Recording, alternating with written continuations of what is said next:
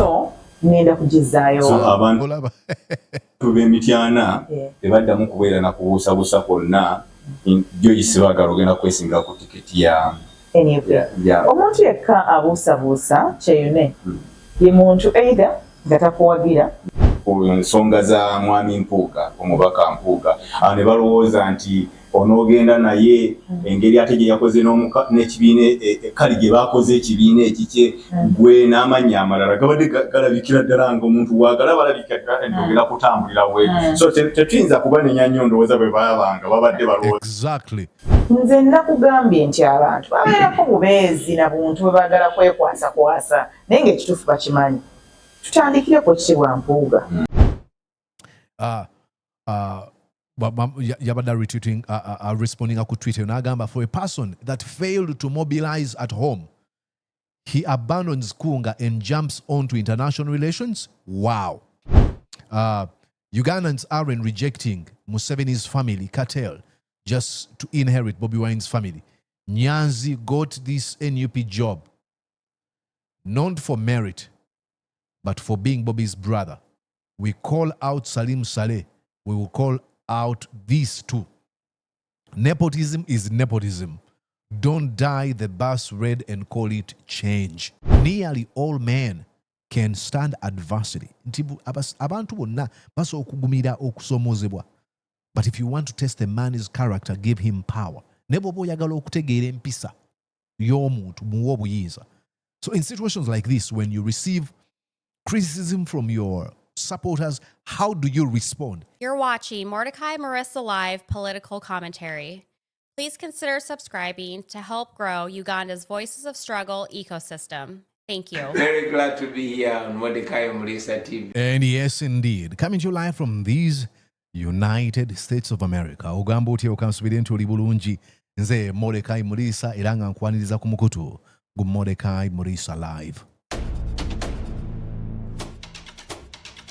Kansobe kutambula bulungi ejo wangalira era gwe bitambulira bulungi kugamba yoga. Congratulations.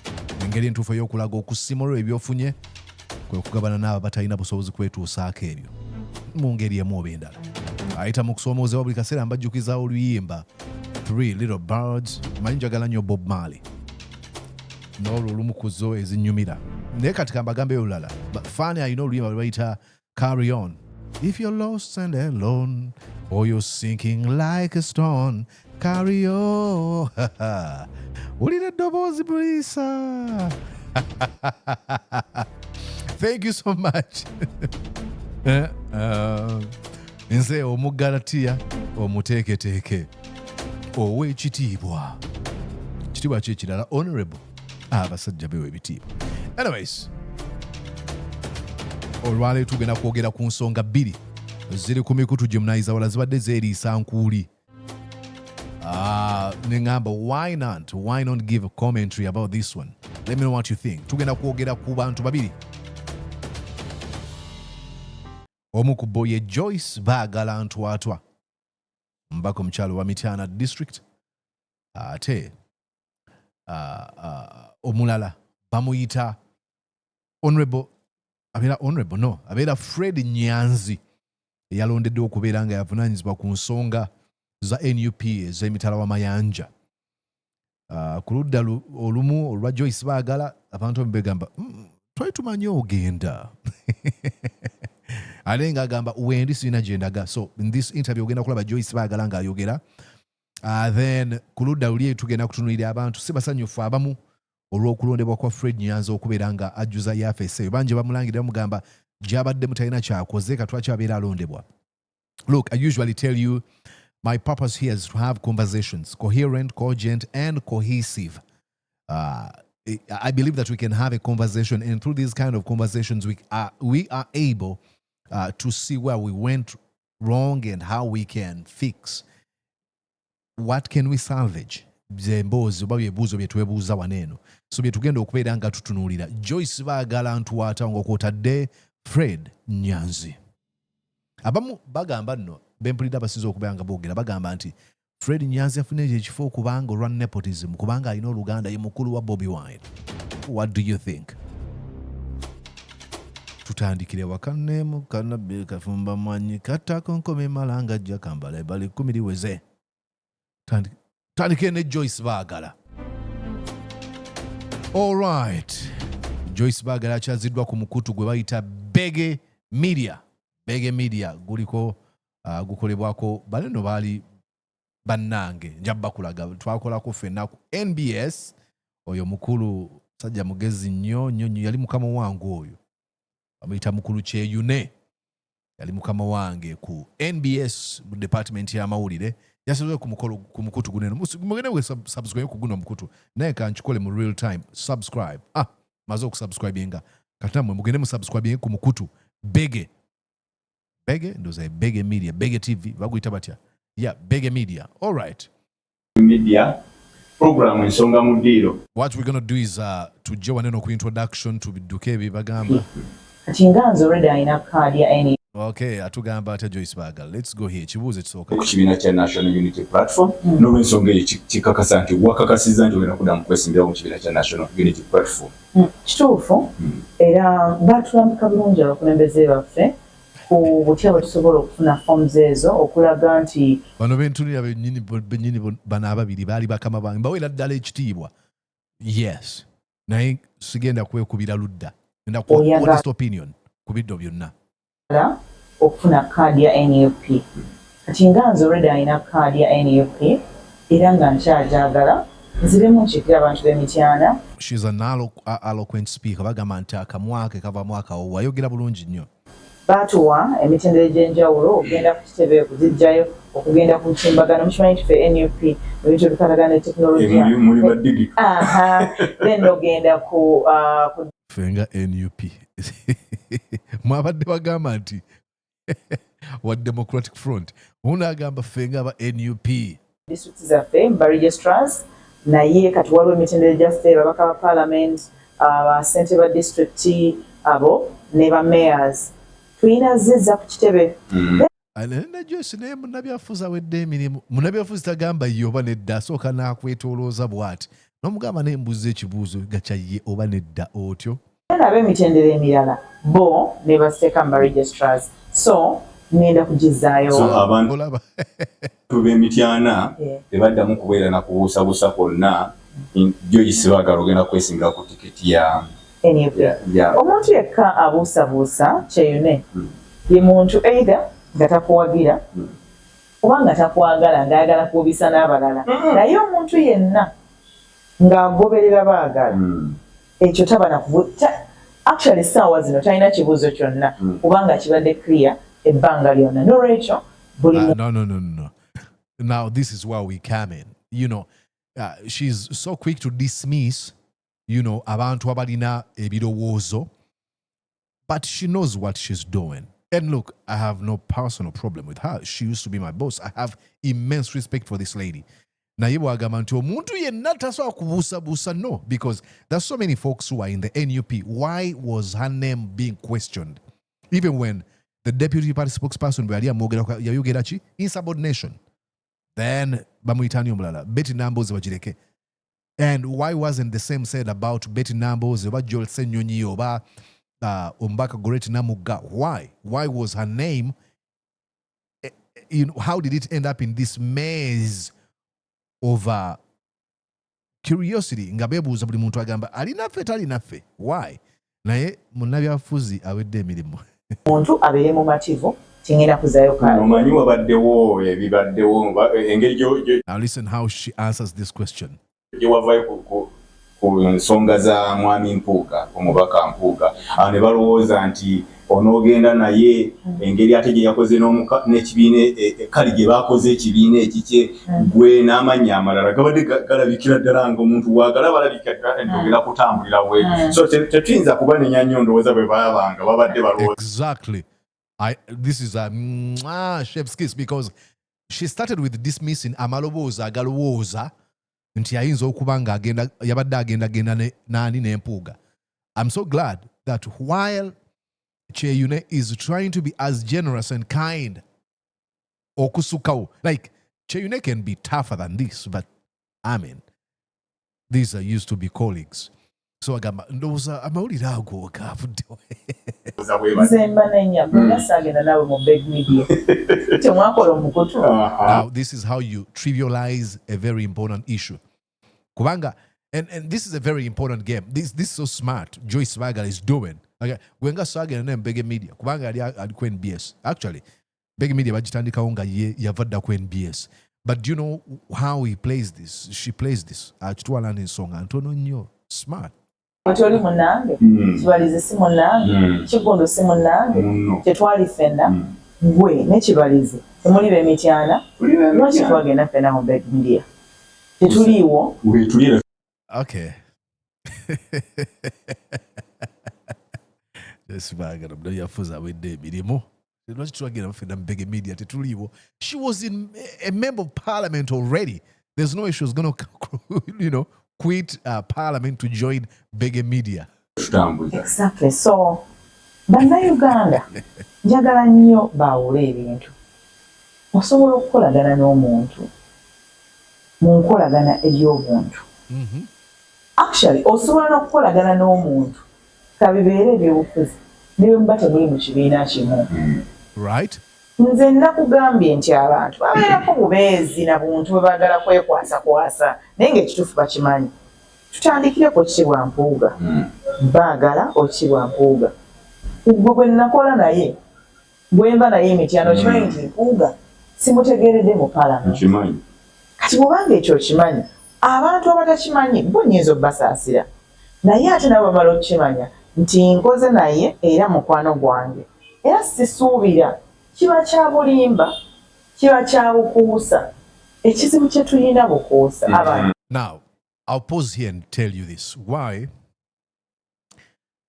Kubanga, Joyce, and look, now that she's declared wa NUP, I have immense respect and I'm going to support her. Waba funye kadi HBina, nga yagenda okuvuganya kadi HBina, wengendo okuwagira n'amaanyi ge gonna nja kukubiriza abantu okumulonda.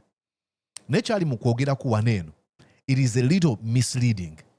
Okwawula omukwano ogumu, then n'okwawula ensonga z'eggwanga byanjawulo. For example, agenda kutuwa some sort of analogy. Agenda okubeera mu loopholes. Listen.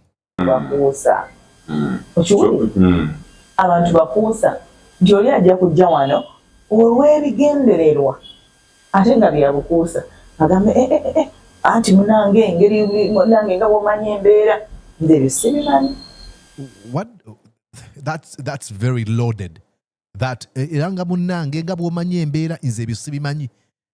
That's a very loaded statement. What does that mean? This is not a mistake. What is she saying? Kiba kya bukuusa. Ekizibu kye tulina bukuusa. Abantu bakuusa. Okiwulira? Abantu bakuusa. Nti oli ajja kujja wano olw'ebigendererwa. Ate nga bya bukuusa. Agambe anti munange engeri munange nga bw'omanyi embeera. Now, that's a very loaded statement. Agamba nti era nga bw'omanyi bonnange bw'omanyi embeera nze. Now, that's where she almost said it. Tinga munnange nga bw'omanyi nti Mpuuga yeegabira ensimbi ekibiina ne kibisalawo okumubonereza ne bakulaba nga olinganga ali ku ludda lwe abantu ne babeera a little bit skeptical n'ebigendererwa byo nawa loyalty wo weeyimiridde. That's what she's trying to say. Nagamba nze ebyo sibimanyi because bwagamba nti abantu bagenda kujja nze bagambe bannange gundi nze ebyo sibimanyi. What does that even mean? You have to unpack that layer by layer and then you can notegeera kyagezaako okugamba. I could be wrong. Joyce Bagala bonna boolabye eno video osooka oŋŋamba naye nga nakikola. Naye nina essanyu manyi nti ne mukama wange n'okwewa obuyinji mukama wange ku kitebe beekakasa obwesigwa bwange. Omanyi abantu abamu balowooza nti bw'opipira n'ogamba omanyi nti olwo boolaze nnyo. Again, that's another loaded statement. Bw'opipira n'ogamba omanyi. This is deliberate that she's not able to complete these sentences. Zonna ezo sentences zaakomya mu kkubo ziri loaded. Kyategeeza ki? Balowooza nti bw'opipira n'ogamba omanyi nti olwo oba olaze n'ogamba omanyi ki bw'opipira ng'opipira ki n'ogamba omanyi ng'omanyi ki mboki nnyo loyalty oba commitment naye abantu nga now again I'm going to tell you this is me trying to read into pierce through these loaded statements and nkebere ng'umuntu agamba ki bagamba kyagezaako okugamba probably she's trying to say abantu abalowooza nti you have to show loyalty eri ekibiina oba Bobi Wine nga ye oba obuwulize mbu kiba kitegeeza kati awo bw'ofunye obwesigwa. This is what I'm reading from her deliberately shortened sentences. abakulembeze nga bwe nkakasa Kyagulanyi Robert Sentamu president wange Mr. President, sir, salute, sir. And you can see she's smiling. You know why? now amanyi muntu ki omwesigwa obwesigwa tebutegeeza nti you let off abamu no osobola okwawukana n'omuntu on principle Mpuuga yakoze obwesigwa nno kye butegeeza. There's a lot of deliberate inconsistencies in the argument here. Obwesigwa kye butegeeza nti omuntu atayimiridde naawe n'akulyamu olukwe obwesigwa we bukoma and you let them go, especially if these folks who have wronged you are not willing to do what we call self-reflection, come back and seek to reconcile. If they're not seeking that, then you let them go. Kibayita obwesigwa. Obwesigwa sigamba nakola omusango sijja kwetonda kanvumu obukulembeze ate balina okunjagala. It doesn't work like that. ekibiina Democratic Front kirimu era ndowooza Agambye atya? osobola okwawukana n'omuntu on principle Mpuuga yakoze ekibiina Democratic Front kirimu era ndowooza ababadde bafuuyirira akagalo wabeerawo abamu ekyo kyogambye bafuuyira ezirwana waliwo n'abalala oli ayagala kwesimbawo ng'agamba lazima bannange Go on and mention names actually. Again, here, I mean, wala ekipande ekyafulumiroza mwabire ku social media nga bagamba nti ekipande kimanya mu Democratic Front agala singa agenda era mmanyi emitima gy'abawedde mudda baagala waganya okugenda bagamba bannange naye babadde baani abo? Why not mention them? I'm quite certain she's addressing some few folks abayinza okuba nga bali mu NUP abadde baagala kaadi ye. Then you can go on and make your own research kubaani abadde baagala kaadi abo bagezaako okwogerako. But I would like her to be very confident enough aboogera amannya. tukiirako mu ngeri yonna nga bw'omanyi nti oyo tolooza DF yokka naye kakati kyene gwe singa gw'obadde okoze ekibiina ky'ogamba ddala obusobozi bwange obuyinamu okubuusabuusa. This is what I'm reading here. I believe that shortly after the party gave a 30-day ultimatum, she sought reconciliation. And as a result of that, probably they came to a conclusion that she would be welcomed back in the graces of the party. And because she believes in herself, she's proud of herself, which is good. Omuntu okwanga onyumiza mu kikyoli.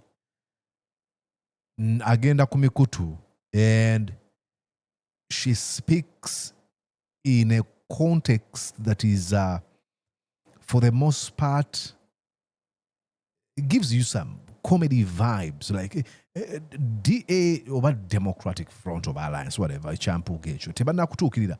Naye kati katubuuze, gwe wandibadde tompita? I mean, anyway, but ekibiina kya, political parties are in the game of numbers. NRM, as much as babba, gwe mulamu kubatambulira babba bululu.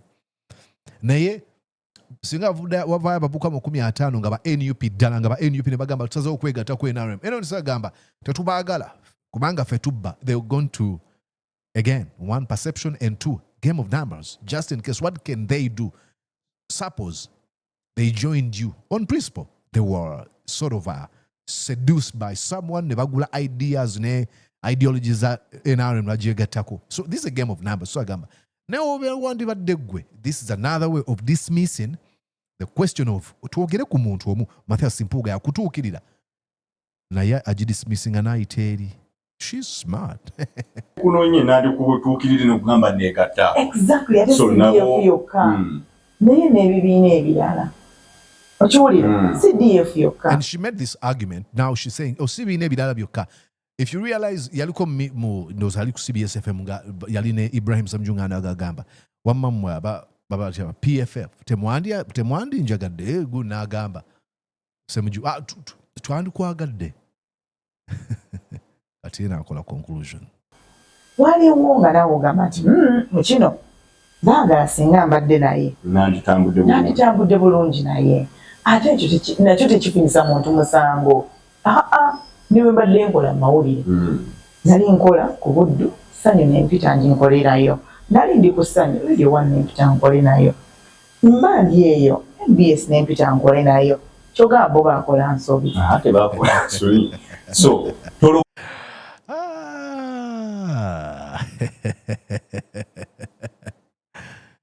you have to really be smart okumwetolola bwoti omukomyewo ku nsonga.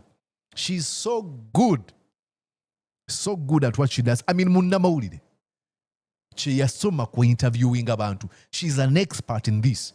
She knows the perfect way of going around an issue nga takuwulira kyakuddamu oba okuwa ekiyinza okubeera nga kiri a little bit convincing but not really convincing, okuwa nebulous language oba vague n'akuleka nga oli convinced but later on n'ogamba yayanyanukudde ki ku kino.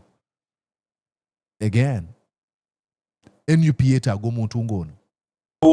Mu ngeri yonna yonna nti and of course I know oluvannyuma lwa scandal ya Mathias Mpuuga oyinza okuba ondaba ng'ogamba muliiso mwoleza kubanga ali mukamaawo. I mean, look, nyine abantu bangi besikanyira mu NUP. Again, let me make this disclaimer very clear. Oli waddembe obutakanya nange ku kintu kyonna, and I really, really respect that. Sisubira muntu ateekeddwa kubeera nga kanya na buli kimu kyenjogera. Then that is narcissism on steroids. Me wanting to think ebirowoozo byange birungi byokka, by'amagezi byokka, nze byenjogera bye bituufu. You can disagree with me and I'll have to, probably consider what you say. So izo beera ng'ogamba sikanya na it's fine. Tuteekeddwa okubeera mu camp gye bayita NUP oba people power nga tukkiriza divergent opinions. Salawo okuno kubanga nga bwe nkugamba ne bano oyinza okuba oli abangi ne muba bakabano ne bandogola nti babadde balowooza nti nsobola okuva ku ludda ntolowooza nti kino kirina engeri yonna gyekigenda okukosaamu enkolagana eyo gy'olowooza nti ya mugaso kubanga engeri gy'oginnyonnyolamu olabira nti waliwo enkolagana ne tolowooza nti kigenda kukosa enkolagana eyo mu ngeri yonna. Now listen, and she's so confident. Nedda. Kati enkolagana eyange ne Ochiwa Mpuuga, enkolagana yange ne for instance Juliet Kakande, sisobola kulekerawo in case I'm going for lunch nti ngenda genda Juliet ku lunch nti kakati olw'okuba bo bagenze mu kibiina ekirala nze nsigadde mu Nuupu therefore ne musanga mu restaurant nsitukewo ngende. Nedda, nze ndowooza nti ebintu bino she's oh gosh, she's so smart. Engeri gy'addamu ebibuuzo. Like, you point her here, n'akuwa argument. Bw'omuwa argument nga ekola kino, taddamu kino, akuddamu kino. N'olw'okuba kino, kisemberedde kino, awulikikanga azzeemu kino. Let me give an example. Argument gy'awadde wano, wuliriza bulungi. Tosuubira nti, ekibuuzo bamubuuza nti tosuubira. Mu ngeri yonna yonna nti okusalawo okwo kuno kubanga nga bwe nkugamba ne bano oyinza okuba oli abangi ne muba bakabano ne bandogola nti babadde balowooza nti nsobola okuva ku ludda ntolowooza nti kino kirina engeri yonna gyekigenda okukosaamu enkolagana eyo gy'olowooza nti ya mugaso kubanga engeri gy'oginnyonnyolamu olabira nti waliwo enkolagana ne tolowooza nti kigenda kukosa enkolagana eyo mu ngeri yonna. Nedda. Kati enkolagana eyange ne Ochiwa Mpuuga, nkolagana yange ne for instance Juliet Kakande sisobola kulekerawo in case I'm going for lunch nti ngenda genda Juliet ku lunch ndikakati olw'okuba bo bagenze mu kibiina ekirala nze nsigadde mu Nuupu. Now you realize that's not the question Cheyune asks. Tagamba nti abantu bano bawala ne bakufune mundu bwoba osobola obasango bakuba amasasi bwe batuula wewoli vaawo. No, look, I don't. Ever since Mathias Mpuuga awarded him so 500 million shillings, I don't want anything to do with him. Naye tewampulirako we basisinkana mu church Bobi Wine ng'atudde ne Mpuuga mbudde ngamba kati amukwata atya mu ngalo bandi badde tebeebuuza. No.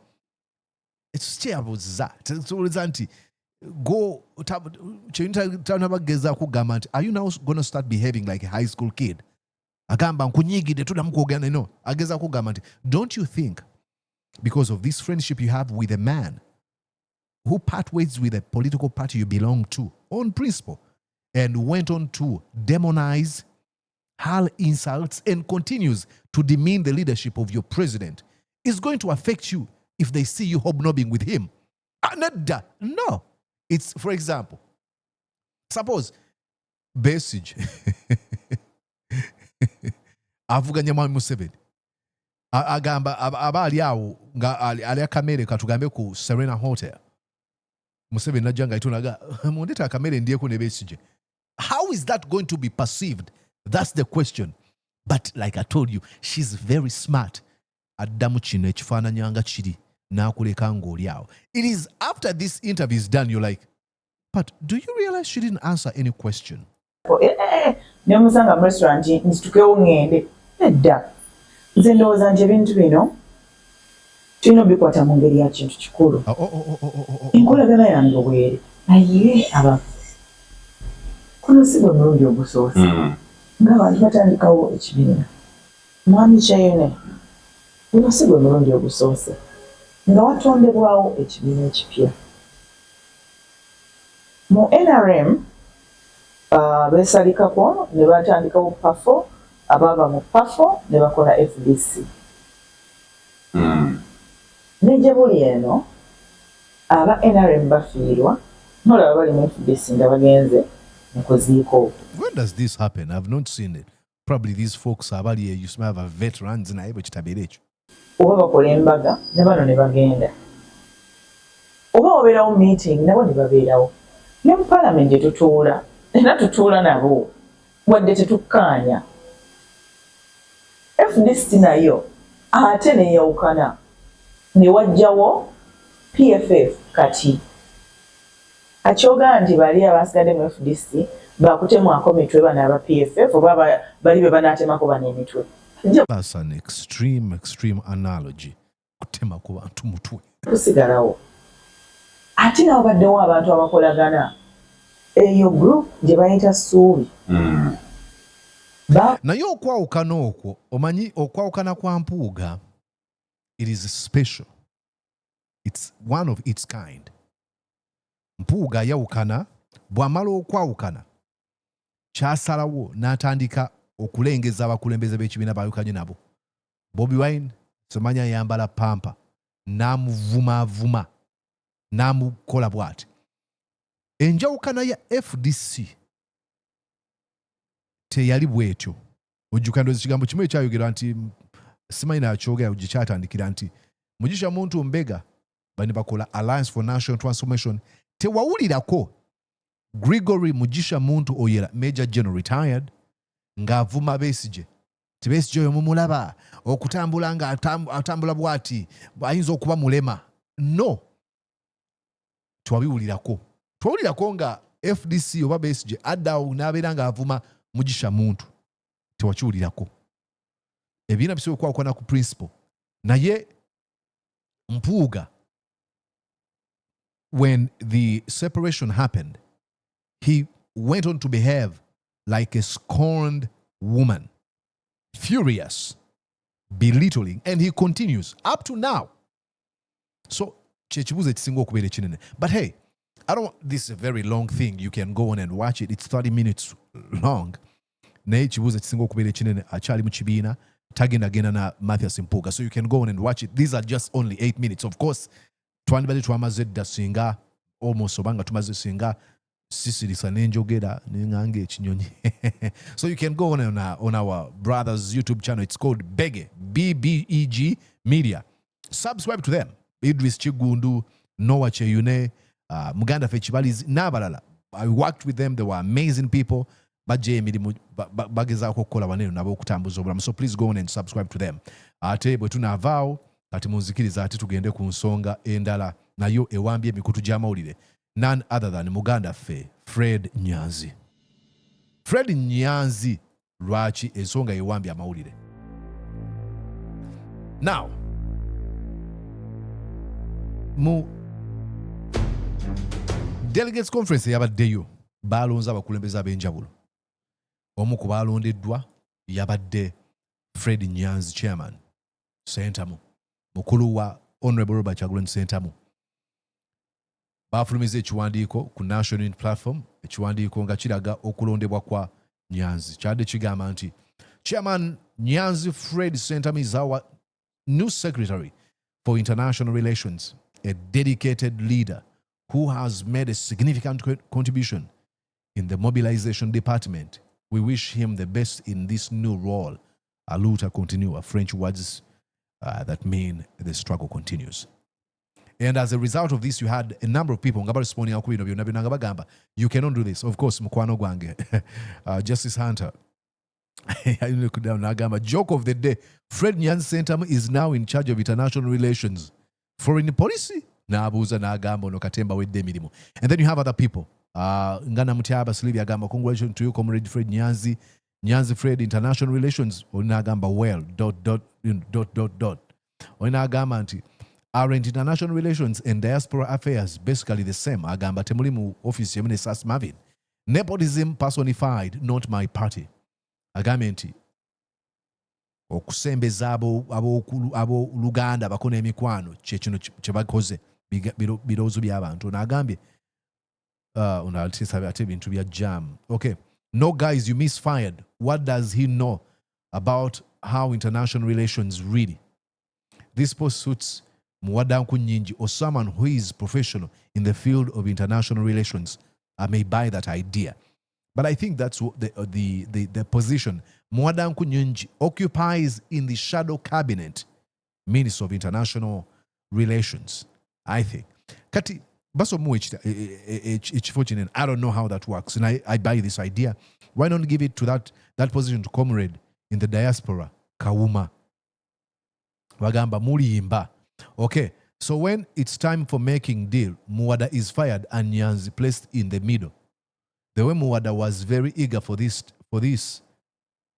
time, Musajja bulijjo yesunga okusinkana abazungu bamugobye mu association talina kuba mu top deals. I don't know about all these top deals, but reading from what people are saying, many of them are showing that, they're not happy about the decision that was made. Actually, abamu kubokwe kuli nomu. Number one supporter of Bobby Wine on social media, the good girl, Yazena Agama Auntie. For a person, let's go on and read this. Yagami atia? Yabada retweeting, responding to Twitter. Nagamba, for a person that failed to mobilize at home, he abandons Kunga and jumps onto international relations. Wow. Unbelievable. Abantu bonabo nabasinga. And then you have our sister, Juliana. Juliana responded, I think she said, Ugandans aren't rejecting Museveni's family cartel just to inherit Bobby Wine's family. Nyanzi got this NUP job, not for merit, but for being Bobby's brother. We call out Salim Saleh. We will call out these two. Nepotism is nepotism. Don't dye the bus red and call it change. Okay? Abantu balaga nti si basanyufu. She's bringing a very important question of meritocracy. Does he deserve to occupy this office? And in situations like this, usually my question is, what is NUP's position here? NUP, chicheri mukwogera mu bino byonna byonna ebigenda mu maaso. Is NUP responding? And in situations where you receive this backlash and outrage from the public, and you are the National Unity Platform, whose slogan is people power is stronger than people, people in power. Oyanukulo otya. Do you rescind? No gambe chifechi achivemu. How do you respond? And with that, as I as well went on my social media platform, nenteeka yechibuuzo yabaddenga Paul babantu ndooza bano bali bibiri ataano mu bana wenazuukira maybe bana abaweza 10 nga mbuuza kweno Paul ku X platform n'agambye nti what's your honest opinion about the election of Fred Nyanzi as NUP Secretary of International Affairs? Voice out your views. The National Unity Platform is listening. And you have here 17.3% saying he deserves it. Then you have 43.3% saying he doesn't deserve it, rescind. And then let's give him a chance. That's 39.4%. And you realize that, the vast majority are saying H4 Tachiguana. I take it chivamu. Then I had someone who came out and, I think he was tagging me here. Abagamba. This was a terrible mistake by the National Unity Platform. Of course, Justice Hunter Agamanti. Chairman Fred Nyanzi is not fit to be our Secretary for International Affairs. He lacks the background in diplomacy and international lobbying. If Nyanzi has failed with domestic policy on mobilization in NUP, do you think is the magic bullet for foreign policy? Very important question that should be answered by the NUP. Nagamba waneno. Joke of the day, Fred Nyanzi Centre is now in charge of international relations and foreign affairs or foreign policy. Nyanzi is like the Salim Saleh of NUP. You will have to accompany Bobby Wine, his brother, to all foreign trips. Isn't this business as usual? Bad big. And I'm so glad that, people are able to express that frustration towards the party they support. See, this is not a questioning or this is not a sort of boycotting Bobby Wine as a leader of the movement and the political party, but they're questioning his decision making and the party as a whole. Okay. Ononagamba atya tumaze gundi yeyo nga tugisomye international relations. Nyanzi, I see Bobby Wine single-handedly doing all the international relations. Why are you wasting positions? Now this person actually kateno job egenda wa Muganda fe. Bobby Wine asochukwa lwaki balonze Muganda. Okay. Then on Najana Agament, a dedicated leader who handed over the names of all foot soldiers and their commanders into the hands of the enemy to ease their abduction and incarceration. We wish him all the best. This is people expressing their dissatisfaction. Fred Nyanzi. Nagambi is useless, we all know. But because he's a brother to the principal. Oh, that's sad. Now, he's useless. I come from this foundation. Free speech. Okay. And that's not me actually typing. Okay. I always see him struggling with English. He looks to be suffering from low esteem disease. Low self-esteem. Okay. Onagambi. So when it's time for making deal, I think we read that one already. And then continue fooling Ugandans as you are earning Ugandans. Let's fight for ourselves. All opposition parties are opportunities. I think he wants to say opportunists. Okay, here's the deal. I don't agree with him. This doesn't really mean nothing. We have to fight. Absolutely have. That line is so true. Wakati Ugandans, let's fight for ourselves. Absolutely. We have to fight for ourselves because we are the one facing the oppression. Okay? But the rest is opposition just opportunistic or opportunists. I don't believe so. And so many others. You can go on and ku social media nola babantu bebawandika ngabalaga obutali mativu olw'ekirowoozo ekya president wa National Unity Platform n'ekibiina n'okulonda okwabaddewo mu NEC bwe yatudde. So what do you think mino byonna byonna olowooza kituufu oba kikyamu? Tell me. Wandikawo wansi, what do you think? I'm quite certain the folks at the party headquarters watch my YouTube channel. Not all of them. I don't think that, they're always there to watch me. But just in case one of them watches it, clip nakawa, this is the sentiment, very unfortunate sentiments from the people. Chebogera ku Fred Nyanzi. And how does the party respond in these kind of situations? Those are Bagamba Yali, Abraham Lincoln. I'm not sure. I think it was Abraham Lincoln. Yagamanti. Nearly all men can stand adversity. But if you want to test a man's character, give him power. ebyo bigambo yagamba atya nearly all men can stand adversity nti abantu bonna basobola okugumira okusomoozebwa but if you want to test a man's character give him power ne bw'oba oyagala okutegeera empisa y'omuntu muwa obuyinza. So in situations like this, when you receive criticism from your supporters, how do you respond? Show us your character in situations where you're questioned. Alo batuli fenna Honorable MP Mordecai Muriso w'ekitiibwa mu Galatia omuteeketeeke abeera agiise show. Alright, nga sinnabawa eno munzikirize nsooka embuuzeeko abantu abasembyeyo okukomentinga ku video gye nsembyeyo okukola ebadde ekwata eyo gye nasembyeyo okuteekayo. Okay, abantu ab'enjawulo. Okay, let's see. Bamwise tulyaheebwa innocent. People power is stronger than people in power, absolutely. Ate ono bamwise Godfrey CK. Ono bamwise Aisha Chobutungi. Bamwise Dr. Muhammad Ali Wanalaba. Imelda Odong. Nachirija Maria. Akram Phil Green. Ani omulala ali waneeno. Magala Ahmed, Abdu Shafir, Nathan Waibi, Selubiri Selunkuma, Lukanga Augustine, Nanyonjo Farida, Political with Gen Z, Selma,